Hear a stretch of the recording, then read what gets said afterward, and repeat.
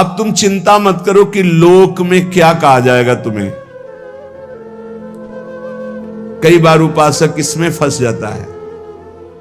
इसीलिए न लाज तीन लोकन की, न वेद को कहो करे, न शंख भूत प्रेत की, न देव जच्छते डरे, सुने न कान और की, द्रवे न और इच्छना। तभी प्रेम लक्षणा भक्ति का जागृत होने का भाव आता है हृदय में। जब लोक धर्म का, लोक में हमारा उपहास हो रहा है, लोक में हमारी निंदा हो रही, अगर ये चुभ रहा है हृदय में, तो फिर भगवत मार्ग बाधित हो जाएगा। साधो निंदक मित्र हमारा, महापुरुषों ने कहा कि निंदा करने वाला हमारा मित्र है, जो बिना प्रयास के हमारे पापों को अपनी जबान से निंदा करके धुल रहा है, वो स्वस्थ रहे, स्वस्थ होकर हमारी छोटी छोटी बातों को पकड़कर खूब निंदा करे, जिससे हमारा भगवत मार्ग प्रशस्त और प्रकाशित हो जाता है, भगवत मार्ग पुष्ट और प्रकाशित हो जाता है। इसलिए क्यों तुम वृथा लोक चिंता करते हो? ये हजारों चिंताएं क्यों पाले हुई हो? छोड़ दो ना प्रभु के ऊपर। बड़ा सुख मिलता है जब प्रभु के ऊपर छोड़ दो। अपने ऊपर जब चिंता करने लगो तो बड़ी परेशानी उत्पन्न होती। कैसे करेंगे, क्या करेंगे, क्या होगा? और जब प्रभु के ऊपर छोड़ दो तो सब मंगल होगा। मंगल भवन है, वो मंगल ही करेंगे। अमंगल दिखाई दे रहा है, परिणाम उसका बड़ा मंगल होगा। ये जो शास्त्रों चिंताएं लिए बैठे हैं अपने लोग, इसीलिए भजन में तारतम्य नहीं होता। कभी लीला में डूब रहे, कभी नाम जप में डूब रहे, कभी सेवा में, ये तारतम्य नहीं। कभी प्रपंच की बातें, कभी प्रतिष्ठा का चिंतन, कभी नाना प्रकार के मान सम्मान का चिंतन, ये घुसने ना पावे हृदय में। बहुत सावधान रहना चाहिए साधक को। ऐसी बातें देखो मत, ऐसी बातें सुनो मत जिससे तुम्हारा हृदय उद्विग्न होकर प्रभु का चिंतन छोड़ दे। जिन्होंने अपने आप को प्रभु के भरोसे कर दिया, वो बेपरवाह हो गए। कर दो भरोसे में। एक एक क्षण बहुत सुंदर ढंग से व्यतीत होता है जो प्रभु के भरोसे होता है। और ऐसे एक एक क्षण जलते रहोगे, चिंता, शोक, भय, अरे अब क्या होगा, ऐसा क्या होगा, कैसे करूं, नाना प्रकार की चिंताएं। अपने आप को प्रभु के चरणों में समर्पित कर दो। तुम्हें कुछ नहीं करना पड़ेगा, सब वो करवा लेंगे आपसे। जो आपके लिए मंगल है वो सब करवा लेंगे। तुम शांत होकर प्रभु के चरणों का आश्रय ले लो। जो कर्तव्य कर्म है उसे करो। अलम कश्यापि संगत्या तवालम शास्त्र कर्म भी वृंदारण्य तृणम मन्यो धन्यो ना किंचिदाचरेत। तुम किसी और का संग मत करो, क्योंकि अगर और का संग करोगे तो तुम्हारी बुद्धि में व्यभिचार दोष हो जाएगा। भक्ति में भी व्यभिचार दोष होता है। अपने इष्ट से अलग चिंतन होना ये व्यभिचार दोष है। अलम कश्यापि संगत्या, किसी का भी ऐसा संग मत करो जो श्यामा श्याम के सुमिरन में बाधा पहुंचा दे। प्रिया प्रीतम की चिंतन वृत्ति हट जाए और अपनी चिंतन वृत्ति जागृत हो जाए, या किसी व्यक्ति की चिंतन वृत्ति, ये बहुत बड़ी हानि है। और आगे कह तवालम शास्त्र कर्म भी, तुम शास्त्र कर्म की भी अब चिंता मत करो। क्यों? शास्त्र कर्म की क्यों न करो? क्योंकि कर्म करते करते अनंत जन्म हो गए, फिर भी हमारा उद्धार नहीं हुआ। अब क्या करो? अब भज गोविंदम भज गोविंदम गोविंदम भज मूढ़मते। एक ही उपाय है भगवान का भजन। अरे भाई, जब तक तुम धन कमाने लायक हो तभी तुम्हें प्यार मिलेगा इस संसार में। बहुत सुंदर उपदेश है। जब तक तुम धन कमाने लायक हो तभी तुम्हें कहेंगे मेरा पति, मेरा पिता, मेरा भाई, मेरा अमुक अमुक।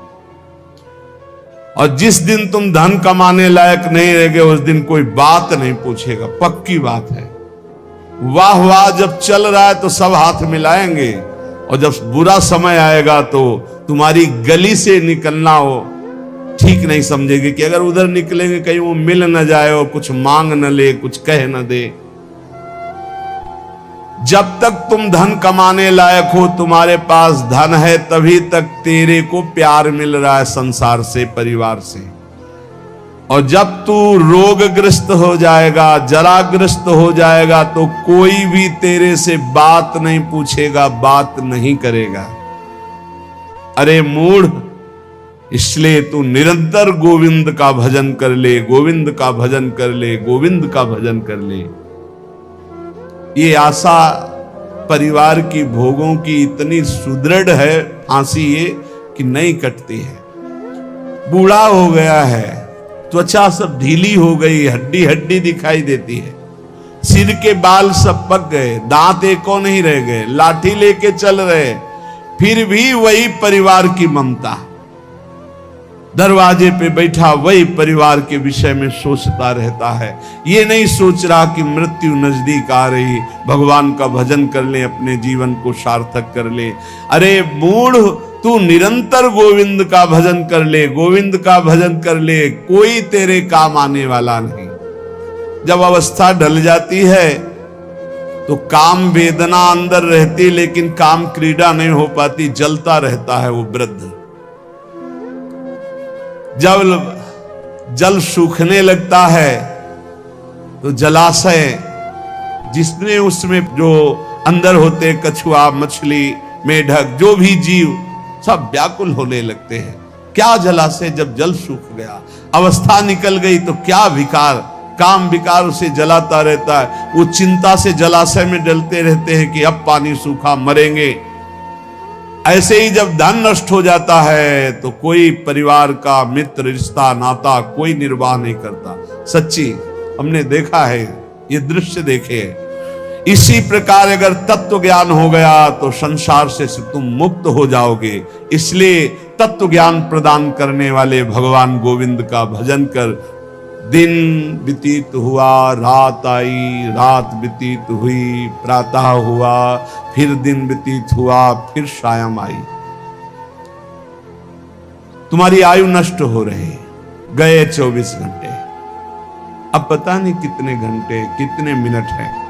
शिशिर गई, शिशिर ऋतु, बसंत ऋतु आई, वर्षा आई, ग्रीष्म आई, शरद आई, गए। हर ऋतु 2-2 महीने अपना प्रभाव दिखाकर हमारी 2 महीने की आयु गई। ऋतु गई, दिन गया, रात गया, आयु बीतती चली जा रही है, आशा बढ़ती चली जा रही है। ऐसा मकान बना लेंगे, ऐसा कर लेंगे, ऐसा कर लेंगे। अरे मूढ़, मरने का समय आ रहा है। रोज दिन जा रहा है, रात्रि जा रही, सायं व्यतीत हो रहा, ऋतुएं निकलती चली जा रही हैं। तुम्हें आशा रूपी फांसी ने ऐसा बांध रखा है, इतना कमा लिया, अब इतना कमा लेंगे, इतना कर लिया, वैसा कर लेंगे। ये तुम्हें पता नहीं कि तुम्हें मरना है, तुम्हारी आयु नष्ट होती चली जा रही है। आशा रूपी इस फांसी को काट लो। कैसे? भज गोविंदम, भज गोविंदम, गोविंदम भज मूढ़मते। अरे मूढ़मती, गोविंद का भजन कर ले, गोविंद का भजन कर ले, गोविंद का भजन कर ले।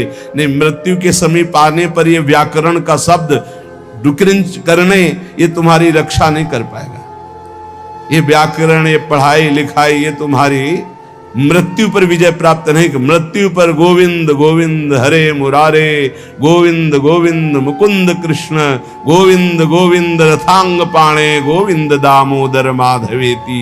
ये भगवान नाम ही तुम्हारी रक्षा करेंगे।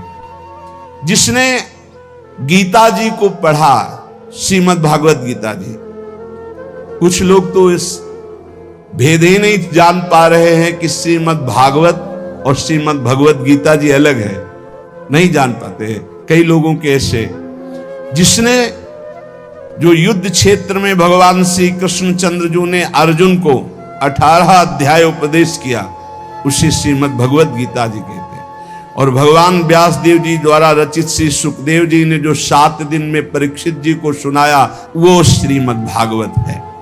जिसने भगवत गीता को पढ़ा है, गंगा जल के एक बूंद भी आचमन किया है, एक बार भगवान श्री कृष्ण की पूजा कर ली है, यमराज उसकी तरफ आंख उठा के भी नहीं देखेंगे।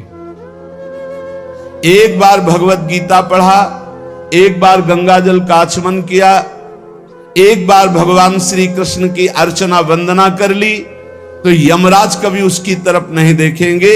इसलिए एक बार का जब इतना महत्व है तो तू हर समय भज गोविंदम भज गोविंदम भज गोविंदम मूढ़मते, हर समय गोविंद का भजन कर, गोविंद का भजन। अरे मूढ़मती, तेरा कोई साथ नहीं देगा, तू गोविंद का भजन कर। कहते हैं कि ये भजन की अवस्था नहीं है, तो कब भजन की अवस्था होती? बाल्यावस्था खेल कूद में चली गई, जवानी स्त्री में आसक्त भोग में चली गई, वृद्धावस्था रुपया पैसा नाती पनातीन की चिंता में चली गई, तो परब्रह्म परमात्मा का भजन करने की कौन सी अवस्था है? अरे जब से होश हो जाए तभी से भजन शुरू कर दो। चेतना जागृत हो, बुद्धि काम करने लगे, राधा राधा राधा गोविंद गोविंद गोविंद भजन करे। अरे मूढ़, कोई तेरा साथ देने वाला नहीं, इसलिए भज गोविंदम भज गोविंदम। इस संसार में बार बार जन्म होता है, बार बार मरण होता है, बार बार 9 महीने माता के गर्भ में रहना पड़ता है। अब तो होश संभाल ले, मनुष्य शरीर मिला है, भगवान श्री कृष्ण की शरण में आ जा और इस अपार संसार से पार हो जा, और हर क्षण गोविंद गोविंद गोविंद ऐसा रट, नहीं बार बार जन्म मरण के चक्र से तुझे कोई नहीं बचा सकता है। रात गई, दिन गए, पक्ष गया, कृष्ण पक्ष शुक्ल पक्ष, महीना गया, अयन उत्तरायण दक्षिणायन, वर्ष गए, कितने वर्ष गए, अब भी तुझे होश नहीं। तू यहां लोगों से राग द्वेष में फंसा है। अरे तेरी मृत्यु का समय आ रहा है, परम पद पहुंचने का उपाय कर। किसी से ईर्ष्या मत कर, मत्सरता मत कर, किसी की निंदा मत कर, किसी से द्वेष मत कर। अंतिम समय आने वाला है, इसलिए गोविंद गोविंद गोविंद ऐसा भजन कर ले। अरे मूढ़, तेरा कोई साथ देने वाला नहीं। माताओं बहनों की तरफ काम दृष्टि से देखकर अपनी क्यों दुर्गति करते हो? कुछ नहीं है। जहां तुम्हें आकर्षण लग रहा है कुछ नहीं है। मोह विकार है तुम्हारा, अज्ञान का विकार है। बार बार मन में विचार करके उनके चरणों में वंदना करो, उनके प्रति काम भाव करके। गलत दृष्टि से मत देखो, मूढ़ तेरी दुर्गति हो जाएगी। इसके लिए तू गोविंद का भजन कर, गोविंद का भजन कर। माताओं बहनों पर काम दृष्टि करके दुर्गति का कारण मत बन। कष्टम, जरा विचार कर, तू कौन है? कभी बैठकर सोचा कि शरीर में रहते 15 वर्ष हो गए, 30 वर्ष हो गए, 50 वर्ष हो गए, तू शरीर नहीं तो है कौन? कभी सोचा? कष्टम, कौन है तू? और कोहम कुतः आयाता, मैं कौन हूं, कहां से आया हूं? कामे जननी कोमे ताता, असली में मेरा पिता कौन है, माता कौन है? ये तो बनावटी है, कुछ समय के लिए छूट जाएगा शरीर। ये शरीर संबंधी माता पिता है, लेकिन मैं कौन हूं? मैं कहां से आया हूं? मुझे कहां जाना है? मेरा असली कौन संबंधी है? कभी विचार किया? नहीं विचार किया, इसीलिए संसार में फंस गया। अब विचार कर, शुद्ध विचार के लिए गोविंद गोविंद गोविंद ऐसा नाम जप कर, तो तुझे समझ में आने लगेगा ये संसार असार है। उमा कहूं मैं अनुभव अपना, शत हरि भजन जगत सब सपना। चाहे एक श्लोक ही गीता जी का पढ़े, रोज गीता जी का एक श्लोक पढ़कर अर्थ सहित चिंतन करे। विष्णु शास्त्र नाम, गोपाल शास्त्र नाम, इनका नित्य पाठ करें। 1000 नाम हो जाते हैं, बहुत लाभ मिलता है। 35 मिनट में हो जाता है, बहुत आराम से गाइए तो 40 मिनट में हो जाएगा। रोज गोपाल शास्त्र नाम, विष्णु शास्त्र नाम का पाठ करो। रोज गीता जी के भले चाहे एक श्लोक ही पाठ करो। और कह रहे कि भगवान श्री हरि का नाम कीर्तन, उनका पूजन, उनका ध्यान करो, और सदैव संत जनों का संग करो। नेयम सज्जन संगे चित्तम, चित्त संत जनों की वाणी में दे, असंतों की वाणी में ना दे। और हमें लगता है संत जनों की वाणी में चित्त बहुत कोई भाग्यशाली देता है, नहीं तो प्रपंच की वाणी सुनने के लिए कान बहुत लालायित रहते हैं। देयम दीन जनाय च वित्तम, यदि भगवान ने तुम्हें धन दिया है तो तुम उस धन का सदुपयोग करो, ऐसी जगह सेवा में लगाओ जो भगवान के अनुराग में चल रहे हैं, भगवान के भजन में लगे हुए हैं, गौ सेवा है, या ऐसे जो गरीब हैं औषधि के लिए परेशान हैं उनको औषधि का व्यवस्था कर दे। ऐसा धन का शोधन धन्य प्रथम गति जा।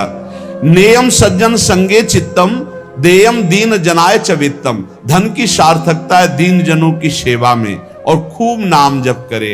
ये शरीर तुम्हें बहुत प्यारा लग रहा है ना, इस शरीर को बहुत लोग तुम्हारे प्यार कर रहे हैं ना, ये सब माया का नाटक है। जिस दिन तुम्हारे प्राण इस शरीर से निकल गए ना, तो जो बहुत प्यार करते थे वो नजदीक नहीं बैठना चाहेंगे। चाहे जितना प्यारा कोई रिश्ता नाता संबंध रखता हो, और मुर्दा घर में एक कमरे में हो, कह दे जाओ उसके पास बैठकर रात व्यतीत करो, तो कह के डर लगेगा। प्राण निकलने पर कोई तेरा नहीं है, इसलिए जब तक प्राण है तो प्राणनाथ गोविंद का भजन कर ले। गोविंद गोविंद गोविंद। जो अपने ब्रह्मचर्य का नाश करता है तो पहले उसे सुख जैसा लगता है, बाद में वो भयानक रोगों से ग्रसित हो जाता है। सुखता क्रियते रामा भोग। बहुत सावधान। जितना आप अपने ब्रह्मचर्य को सुरक्षित रखेंगे उतने ही आप आत्म बलवान होंगे, उतने आप पवित्र बुद्धि वाले होंगे, उतने ही शरीर आपका स्वस्थ होगा, आपकी इंद्रियां तेजस्वी बलवान हो जाएंगी। भोगों की तरफ जाने के लिए नहीं, भगवान की तरफ जाने के लिए। और जो काम भोग को बड़ा सुख मान करके रमण करता है, पीछे शरीर जर्जर हो जाता है, बड़े भयानक रोगों से ग्रसित हो जाता है। भाई संसार में सब छूटना है, मरना है, तो सच्चिदानंद को प्राप्त कर लो। लेकिन इसी का उल्टा दुष्ट लोग सोचते हैं, जब मरना ही है तो खूब मनमानी करके मरेंगे। और विवेकी जन, संत जन जो साधु स्वभाव के, कि जब मरना ही है तो पापाचरण क्यों करना है, मुझे अच्छे आचरण करके उत्तम गति को प्राप्त करना है। इसलिए कोई भी पापाचरण मत करो। पापाचरण जन्म जन्मांतर में तुम्हें दुख ही प्रदान करेगा। हर समय गोविंद गोविंद गोविंद ऐसा भजन करो। तन ढकने के लिए यदि चिथड़े भी हो तो चलेगा, तन ढकने के लिए, शरीर पोषण के लिए ज्यादा चिंता मत करो, ये तन भी जलेगा, सड़ेगा, नष्ट होगा। इसलिए पापाचरण करके बहुत अच्छे कपड़े पहनने को मिले तो हमारे लिए नरकगामी स्थिति ही है। वर्तमान में भी पापाचरण के द्वारा शरीर को मत सजाओ, मोटी सोने की जंजीर, बढ़िया कपड़ा, कुछ नहीं। ये अग्नि में भस्म होने वाला शरीर है, ये नष्ट होने वाला शरीर। पापाचरण करके इसे सजा रहे हो और पाप करके दुर्गति भोगोगे।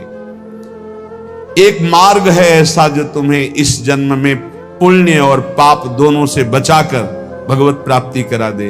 वो भगवान का मार्ग है। न मैं हूं, न तू है, न ये संसार है, एकमात्र भगवान है। इसलिए भगवान की शरण में हो जा और गोविंद गोविंद गोविंद ऐसा भजन कर।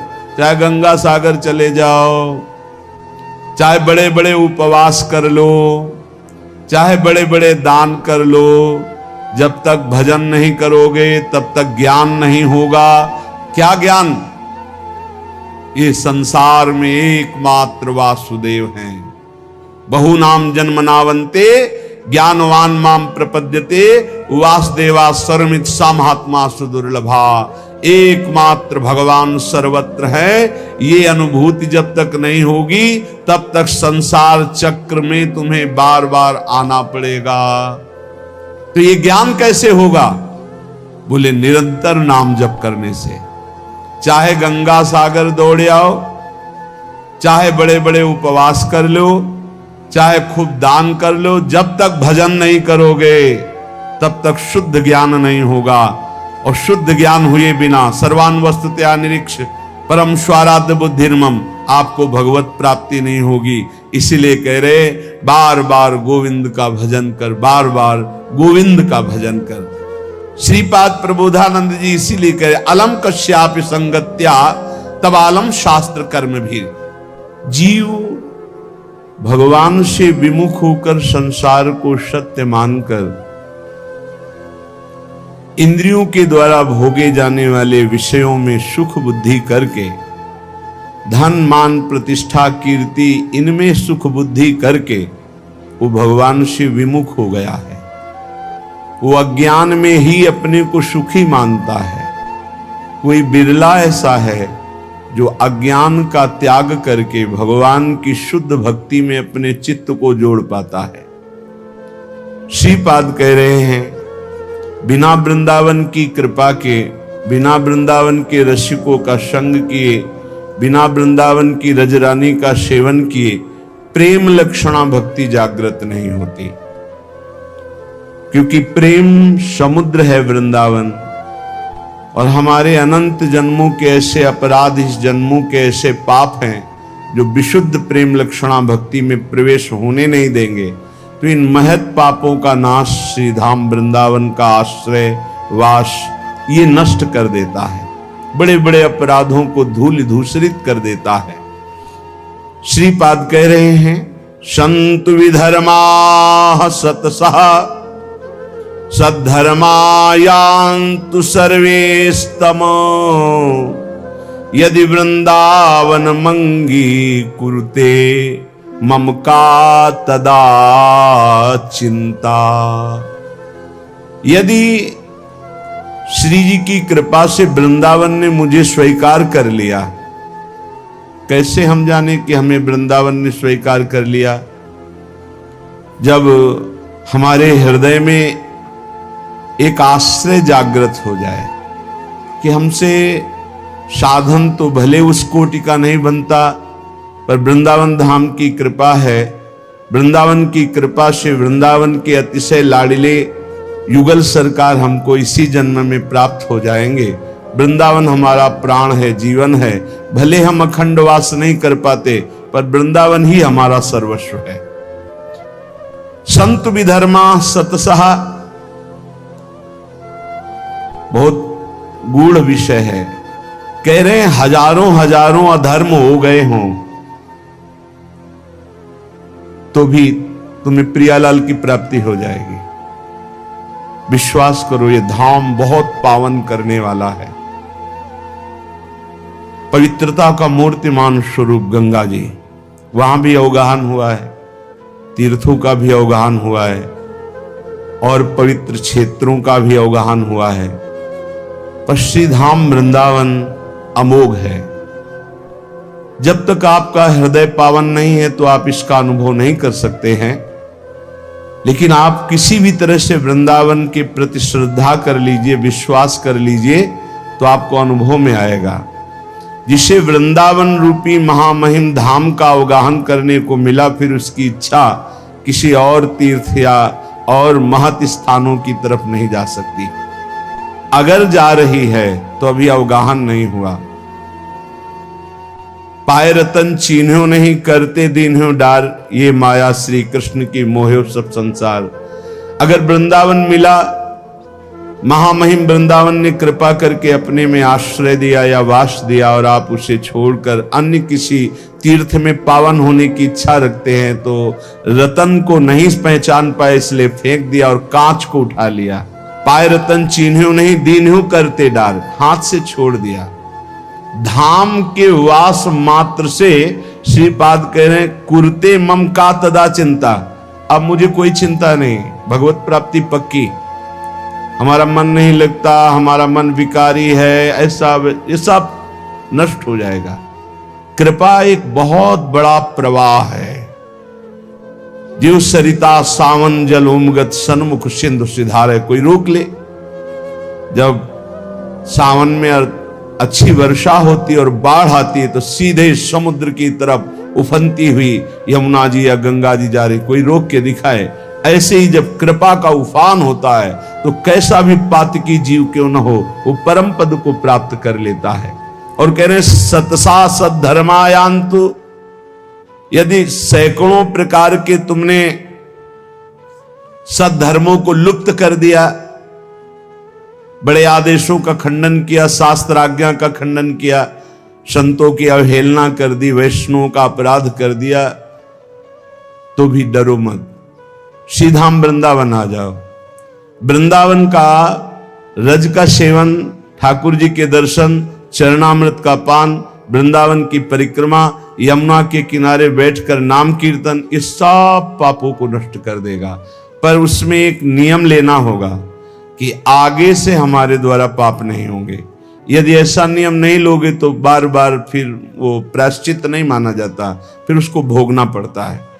प्रायश्चित तब माना जाता है कि आज तक हुआ, आज के बाद मैं नहीं करूंगा, और पक्का नियम ले ले। फिर कोई व्यवस्था में त्रुटि हो जाती है तो भगवान जानते हैं कि उनकी प्रबल माया है, फिर क्षमा कर देते हैं। आशा व्याधादि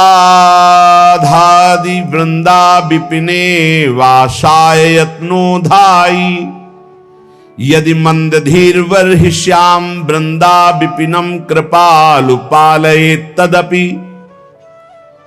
यदि तुम्हारे हृदय में कहीं ये आशा जग जाए, भले वास ना हो कि मुझे वृंदावन वास करना है और अंतिम वृंदावन में व्यतीत करना है, ये आशा भले आप कभी वास न कर पाए, ये हृदय से सच्चाई से हृदय से आशा जग जाए कि भगवान क्या कभी हम पर ऐसी कृपा होगी कि मैं सर्वस्व अपना वृंदावन मानकर आजीवन वृंदावन वास करूंगा।